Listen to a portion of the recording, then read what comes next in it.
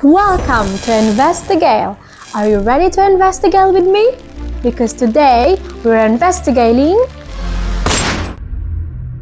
laziness. Right, let's be honest here. Who doesn't love a good nap, a cozy blanket, or just zoning out in front of Amazon Primes for hours? But have you ever tried to wonder why we're so magically drawn to doing absolutely nothing? Is laziness just a sign of weakness, or is there something deeper going on? Today, we are diving into the fascinating world of laziness. From the science behind procrastination to why our brains sometimes prefer to do literally anything other than work. We're uncovering it all. So if you ever wondered why your bed feels like the ultimate temptation, well, if you're not lazy to find out, hit the subscribe button and let's dive in. Trust me, this will be more exciting than hitting that skip button. Or you might just end up stuck in a loop of endless procrastination. So don't risk it. But what is laziness? According to Google, it's a lack of motivation or energy to do the things that need to be done. It can also mean being slow-moving or sluggish. Basically, laziness is when your desire to do nothing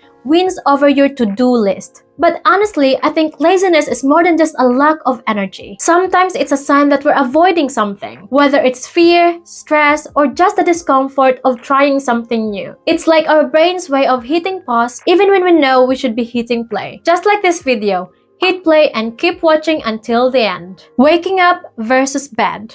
So here's the thing. Monday to Friday, I wake up early because I work at a nursery with kids. And let me tell you, kids are non-stop energy. I'm always running around, keeping them entertained, managing all sort of chaos, and making sure everything goes smoothly. Because they don't stop moving, talking, or just needing so many things. So when the weekend comes, my body's like, oh, thank goodness. No schedule, no alarm, no tantrums, and no responsibilities. Just me and my bed. And I deserve this. And let's be real, a lot of us feel this way. Whether you're running after kids, dealing with a hectic job, or just surviving the week. Weekends are basically the chance to recharge our souls. Also, my brain thinks I should rise and shine like a beauty queen. Flawless, well-rested, and ready to take on the world. But in reality is a different story. It's like my body has a deep connection with my bed, and getting out feels like an impossible mission. And no matter how many times I tell myself to get up, my brain is like, nah, we're not going to do this today. But if I want to look closer to how I imagine in my head, I know I have to drag myself out, take a shower, brush my teeth, and dry and comb my hair. I know I can't expect to look flawless if I keep hitting snooze and pretending I'm already at my best. So no matter how badly I want to stay in bed, I've got to put in that little effort. Even if my bed keeps calling me back for a few more minutes. Hobbies versus housework. I don't know if anyone else feels this way, but it seems like the more I try to do the things that I actually love, the more house chores get in the way. I have so many hobbies like playing guitar, playing violin, painting, editing videos, and just being creative in my own way. But somehow, the minute I think about sitting down to do something creative, I'm hit with the overwhelming urge to do something else. You know, like hoovering the house, starting out the laundry, to get ready for another busy workday ahead.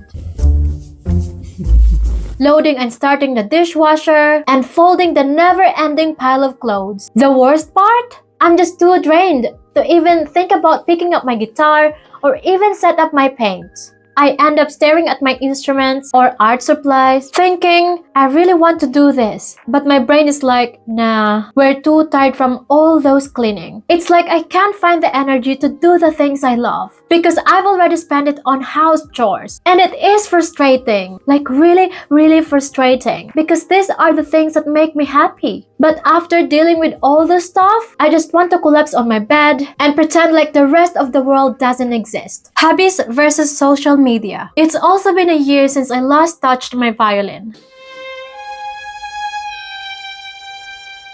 And honestly, At this point, my violin feels like a dead person in my room. It's just there, gathering dust, silently judging me every time I walk by. I always tell myself I will play tomorrow, but tomorrow never comes. It's not that I don't want to, but every time I think about picking it up, I get hit with that wave comparison. Whenever I scroll on social media and see these musicians playing flawlessly with so much potential, I freeze. Like, why bother up picking my violin when there's so much better than me? So it just sits there, like an abandoned instrument with no purpose, collecting dust and dreams. I've convinced myself that I'm not worthy of playing it anymore, and it hurts. I sometimes feel like maybe it's time to say goodbye. Violin was once the love of my life, but laziness took over, and now it's just part of my room decor and my accessory of unfulfilled dreams. So here's a bit of a backstory of my YouTube journey. I actually had some success before, but it didn't last long. My channel used to be called Investigael, where I was posting violin covers and tutorials. One of my tutorials even hit 61k views. Crazy, right? And one of my violin covers got 34k views, which was amazing. But then, after a few more videos, I hit a wall and give up.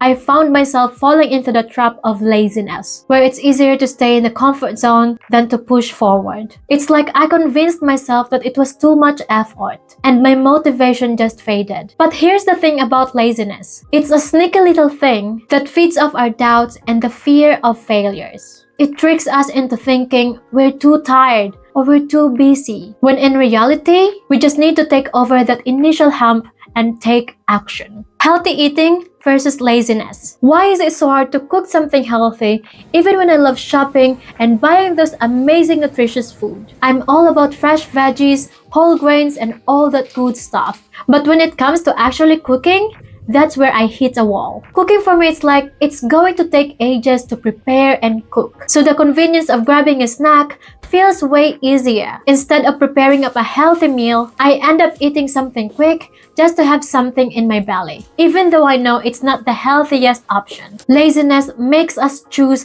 the easy path every time, even when we know the better choice is right in front of us. It's like our brain's way of convincing us that doing the work to cook is not worth it. Exercise versus laziness. It's a struggle we all face. We know how important it is to get moving, but there's always something holding us back. We set up our exercise mat, telling ourselves today is the day, and then we find ourselves scrolling through our phones, watching people who make it look easy. But let's be real, it's not easy. Getting up, moving, and pushing through the discomfort takes effort. Effort that laziness doesn't want to give. And here's the thing, laziness feels good in the moment. But I don't want to be one of those people who keeps putting off their health until it catches up to them. The truth is, if we don't make the effort to move, we're just letting ourselves fall into a cycle of procrastination and poor habits. We don't want to wake up one day and realize we let our health slip away just because we let laziness win. So yeah, it's tough, but the choice to get up and move is always worth it in the end. Coursework versus social media. Honestly, it's like a constant tug of war. I know that putting in the effort to study and complete my assignments will help me grow in my career. But the moment I sit down to work, my phone starts calling my name. Suddenly, checking and watching random videos feels way easier than focusing on a course. It's crazy how quickly I can lose hours just scrolling, telling myself that I need a break, when deep down I know what I really need to do is to focus and push through the coursework. But laziness? It makes the distraction feel so much more rewarding, even though I know it's not helping me achieve my long-term goals. Social media can really mess up with your head. Scrolling through my feed, seeing all these perfect moments, flawless pictures, and people living their best lives. Sometimes I wish my life was like that. But I know life doesn't work that way. Success doesn't just happen overnight. And social media is only showing the highlight reel, not the behind-the-scenes hustle. It's easy to get caught up in comparing yourself to others. But the truth is, that kind of comparison can really ruin your mindset. It makes you feel like you're falling behind, like you're not doing enough, when in reality, everyone's journey is different. Success takes hard work, and failure, none of which are shown on those perfect posts. It's the real work you put in offline that builds lasting success. Diary writing versus laziness. Writing in my diary has always been something I wanted to keep up with, but lately, it's been a struggle. I mean, let's be honest. How many times can I write about the same thing? It feels like every day is the same routine, work, and just the usual grind. And every time I sit down to write, I think, what's the point? Honestly, laziness creeps in and makes it so easy to put it off. It's easier to just skip it than to find motivations to write down my thoughts. For the past 2 weeks, I haven't written anything in my diary. And it's not because I don't have anything to say, but because laziness convinces me that it's too much effort, that I'll just do it tomorrow instead. And then tomorrow turns into another week. Sometimes we get stuck in this loop where we just can't bring ourselves to break out of the routine and make the effort. Even when we know it could clear up our mind. Laziness loves keeping us in a comfort zone of doing nothing, avoiding small tasks that can make a big difference. Reading versus laziness. Why is reading so hard sometimes? I mean, it's not like I don't want to read. I know it's good for me. It helps me grow and learn new things. But every time I pick up a book, my mind starts making excuses. I'm too tired. This book is so long. I'd rather watch something else. It's like laziness takes over and convinces me that scrolling through my phone and watching TV is just way easier, even when I've got a great book in my hand. Why does it feel like it's a struggle to focus? Maybe it's the effort it takes to concentrate and engage with the material. But honestly, I think it's more about breaking that instant gratification cycle, because reading requires patience, attention, and effort, and sometimes laziness wins out. The question is, how to stop being lazy? Well, it's not just about forcing yourself to work harder. It's about making things manageable and setting yourself up for success. According to Google, to stop being lazy, you need to start by setting achievable goals. Break down those big, overwhelming tasks into smaller, more manageable steps. This way, you're not staring at a mountain of work and feeling paralyzed by it. You also need to manage distractions. Put your phone down,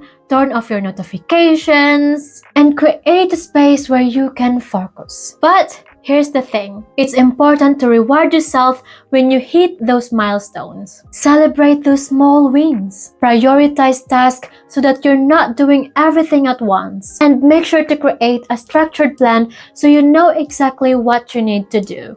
I'll admit it. I'm pretty terrible at planning. I can never seem to stick to a schedule, and I'm constantly jumping from one thing to the next. But the good thing is, I'm slowly learning. I've realized that the best way for me to get better is to do my own research and figuring things out along the way. It's not perfect, but I'm taking one step at a time, experimenting with different strategies to see what works for me. I guess that's the thing about breaking the laziness cycle. It's not always about getting it right the first time. It's about trying, failing, and trying again. And don't forget, be kind to yourself. There will be setbacks, and that's okay. It's part of the process. Also, don't overlook the bigger picture. Things like getting enough sleep, eating right, and exercising can all impact your energy level and motivation. Laziness doesn't just happen out of nowhere. It's often a sign that something else in our routine needs attention. By taking small steps, staying patient with yourself, and addressing the bigger factors, you can slowly and surely break free from that cycle of laziness. So the bottom line? Fighting laziness is not about being perfect or having it all figured out. It's about taking small, manageable steps, being kind to yourself when things don't go as planned, and not letting laziness hold you back from achieving your goals. Whether it's planning, exercising, or even just taking a break to clear your mind, every little action counts. So if you're done letting laziness call the shots, smash that subscribe button and let's level up together. Step by step, we'll break through the barriers. Catch you in the next one, and let's keep on investigating.